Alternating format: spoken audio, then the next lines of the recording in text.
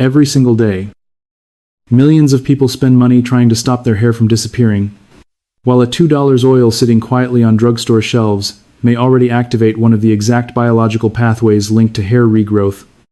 The global hair loss industry is now worth over $30 billion. Built on monthly prescriptions, expensive treatments, and lifetime dependency. Minoxidil, finasteride. Hair transplant clinics charging as much as $15. Nil per procedura. And yet, almost nobody talks about the thick plant oil that researchers discovered can stimulate prostaglandin pathways directly connected to dormant hair follicle activation. That should make you uncomfortable immediately. Because if a cheap, unpatentable oil can influence the same hair growth system billion-dollar products target do, then why have you never heard your dermatologist seriously talk about it? Why has this knowledge survived, mostly through grandmothers, underground hair communities, and ancient medical traditions instead of mainstream medicine? And here's the part that changes the story completely. This is not some TikTok trend or internet myth. In 2021, a randomized clinical trial confirmed measurable improvements in hair density and follicle thickness using this oil. Modern science didn't invent the discovery, it finally caught up to it. For more than 3,000 years, civilizations from ancient Egypt to Jamaica were using this exact substance for hair growth long before pharmaceutical companies turned hair loss into a multi-billion-dollar business model. And once you understand the biology behind it, you may never look at the hair loss industry the same way again. Because this story didn't begin in a laboratory, it began thousands of years before modern medicine even existed. More than 500 years ago, Egyptian physicians were already writing about hair loss treatments on papyrus while most of the world still believed disease came from spirits and curses. In the Ebers Papyrus, one of the oldest medical documents ever discovered, healers described applying castor oil directly onto the scalp to restore thinning hair. They had no microscopes, no laboratories, no understanding of stem cells or prostaglandins, but they understood something modern people still obsess over today when hair starts disappearing. Confidence often disappears with it. And somehow, through observation alone, they found an oil that seemed to wake dormant follicles back to life. Centuries later, Greek physicians adopted the same remedy, Dioscorides, whose medical writings dominated Western medicine for over 500 years, described castor oil as something that penetrated deeply into the scalp instead of simply coating the surface.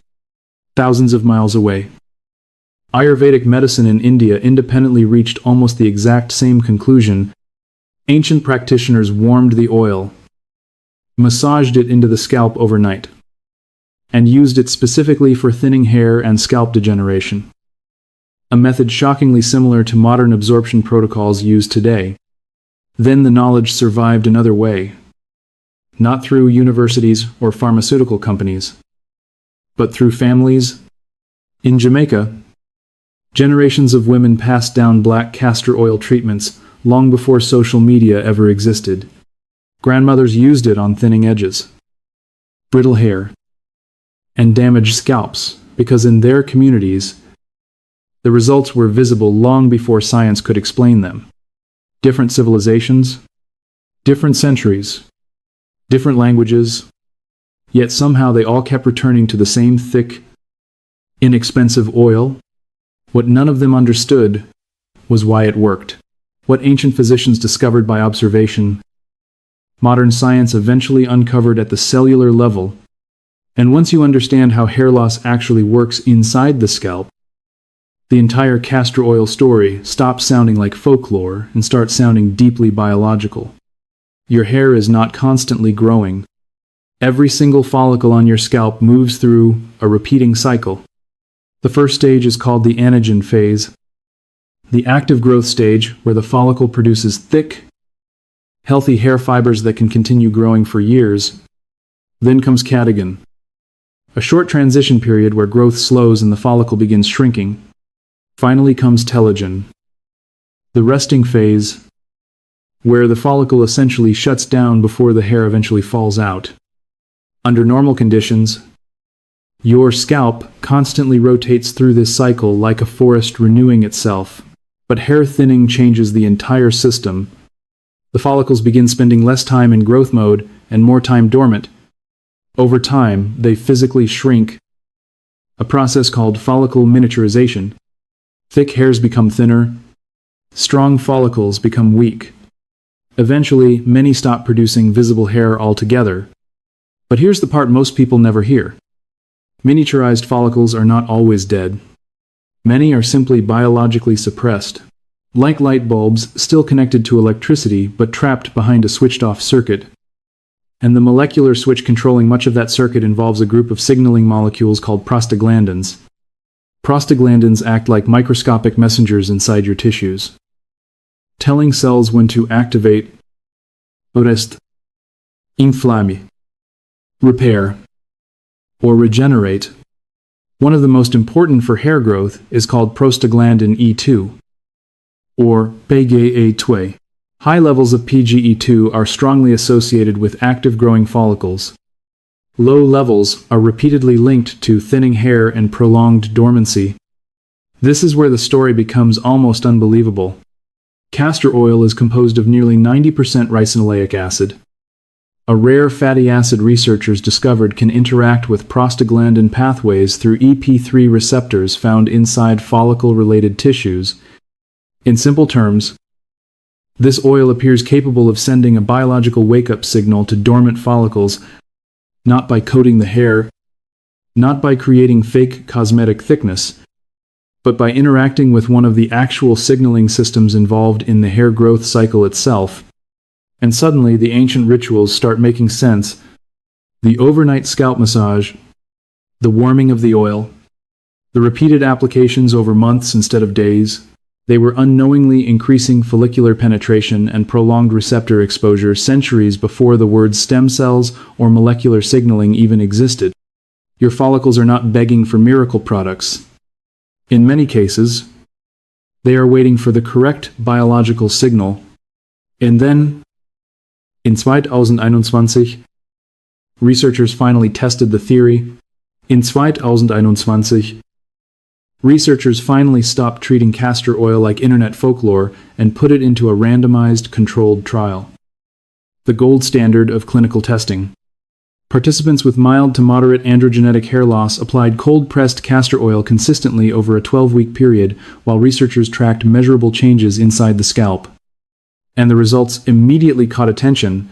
The castor oil group showed statistically significant increases in hair density compared to the control group, meaning more active follicles were producing visible hair growth. But even more important was the increase in hair shaft diameter. That detail matters because thinning hair is one of the clearest signs of follicle miniaturization. In other words, the follicles were not just producing more hair, they appeared to be producing healthier, thicker strands, and researchers specifically pointed toward ricinoleic acid's interaction with prostaglandin signaling pathways as part of the underlying mechanism. That changes everything. Because once a cheap plant oil starts demonstrating measurable biological effects inside controlled clinical conditions, it stops being dismissed as just a traditional remedy. It becomes evidence, and suddenly the ancient Egyptians, Ayurvedic practitioners, and Jamaican families no longer look superstitious. They look observant. And that raises a very uncomfortable question, because if a cheap, unpatentable oil can influence one of the same biological systems linked to hair growth, then you have to ask a question most people never even think to ask. Why is the average person immediately pushed toward lifetime pharmaceutical dependency instead? The modern hair loss industry is not built around curing hair loss. It is built around managing it continuously. Minoxidil, one of the most widely used hair loss products in America, works only as long as you keep using it. Stop applying it consistently. And in many cases, the shedding resumes within months because the follicles return to their previous cycle state. That means millions of people are not buying a one-time solution. They are entering a subscription model tied directly to personal insecurity. Finasteride created an even larger commercial machine, prescription only, recurring refills, long-term use, and while many users tolerate it well, documented side effects involving libido, erectile dysfunction, mood changes, and hormonal disruption have followed the drug for years, creating one of the most controversial debates in modern dermatology. Then there is the transplant industry itself, where procedures can cost anywhere from $4 to over $15 depending on graft count and clinic reputation. And here is the uncomfortable part. Almost nobody talks about openly. The economics of the system reward patentable treatments, not natural compounds. Pharmaceutical companies can spend hundreds of millions funding studies for synthetic molecules because those molecules can be patented, monetized, prescribed, and protected. A bottle of cold-pressed castor oil you cannot patent what nature already made. And once you understand that single reality, the silence around cheap botanical treatments suddenly starts looking less accidental. Even modern treatment guidelines are shaped inside systems heavily influenced by pharmaceutical funding, continuing medical education programs, sponsored research, and commercial incentives. That does not automatically make the science fake, but it absolutely shapes which treatments receive massive advertising campaigns and which quietly remain in the shadows. And maybe the strangest part of all is that pharmaceutical researchers themselves were already exploring prostaglandin-related hair pathways decades ago, while ancient plant compounds affecting those same pathways remained largely ignored. Not because the biology was weak, because the business model was. That is the twist hiding underneath this entire story.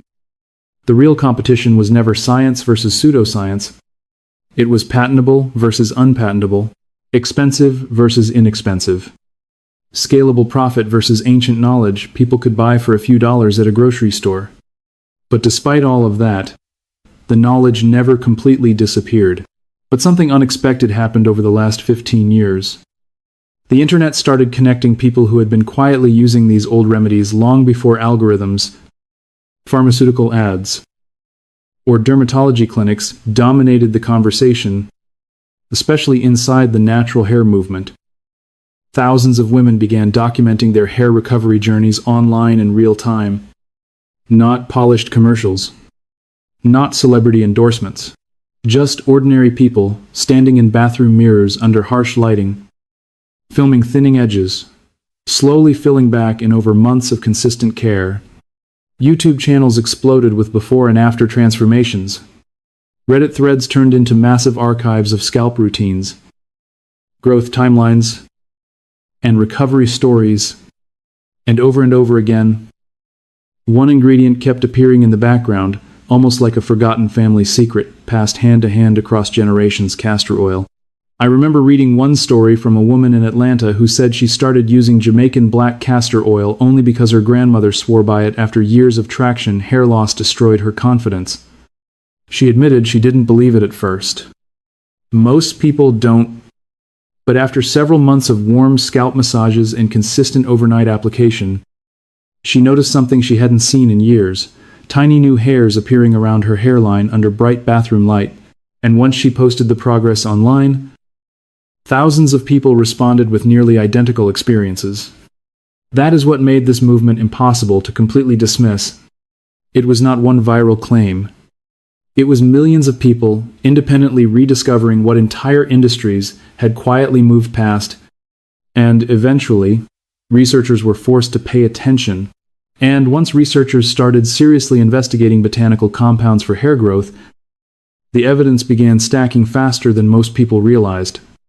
Castor oil was no longer the only plant attracting attention. Rosemary oil, another traditional remedy used for centuries in Mediterranean medicine, entered clinical research after scientists discovered it may influence both circulation and hormone-related pathways connected to follicle miniaturization.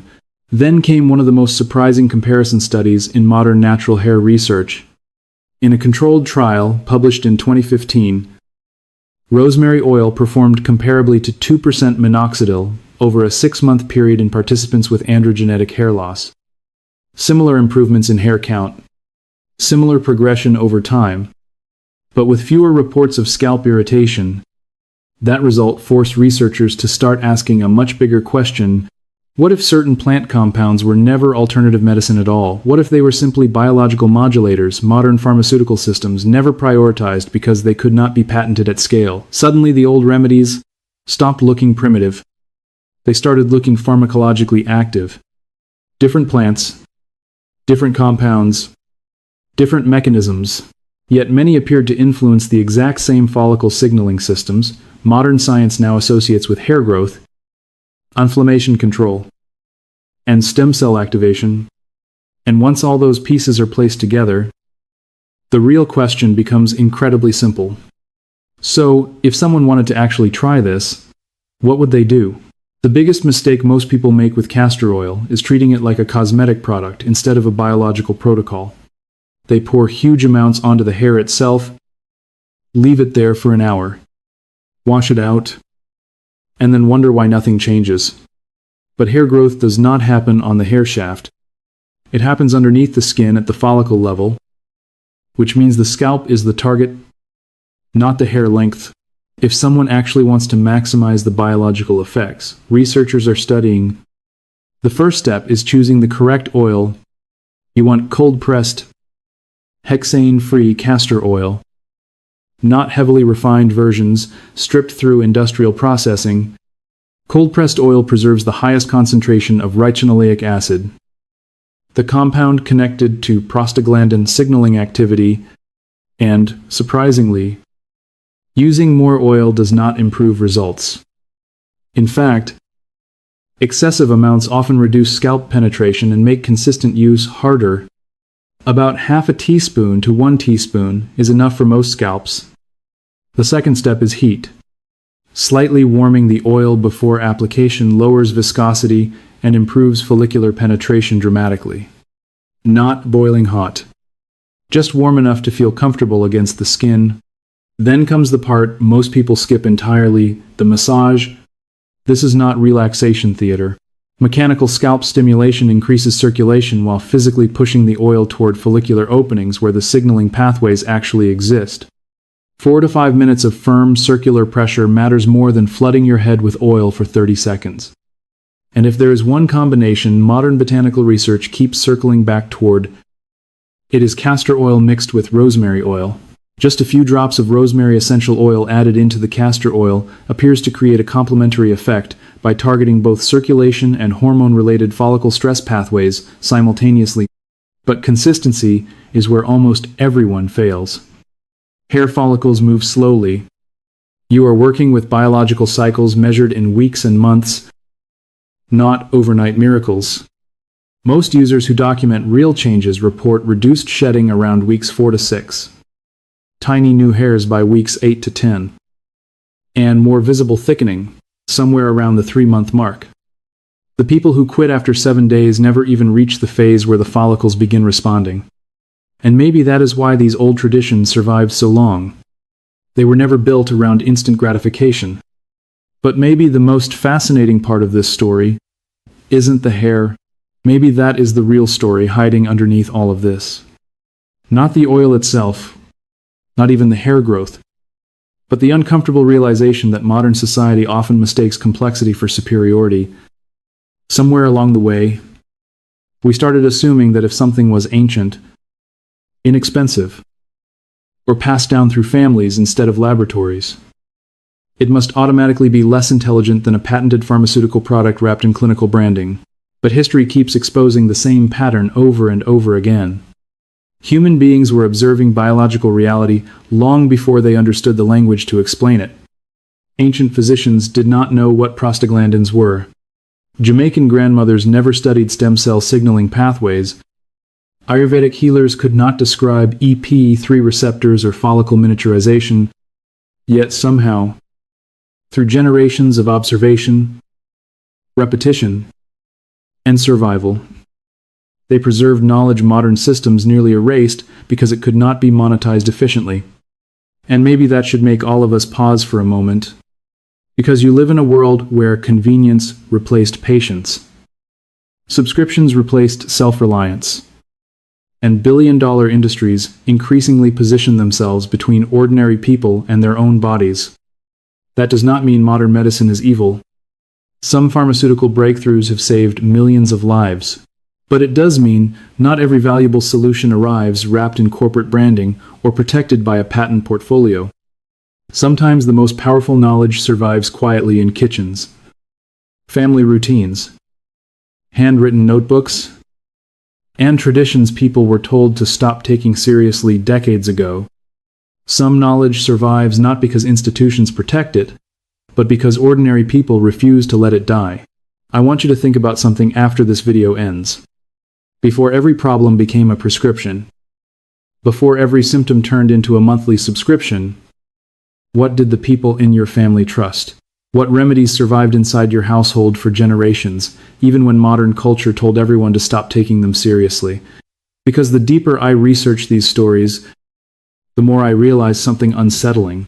Humanity may have abandoned far more useful knowledge than we ever imagined. Not because it failed, but because it was too simple, too cheap, or too impossible to patent. And maybe somewhere in your own family history, there is a forgotten solution that quietly survived while the modern world moved on without it. So I want to hear from you. What is one remedy your parents or grandparents swore by that modern medicine rarely talks about anymore? Because this story about castor oil and hair growth may only be the beginning, and I have a feeling this isn't the only forgotten solution modern life buried.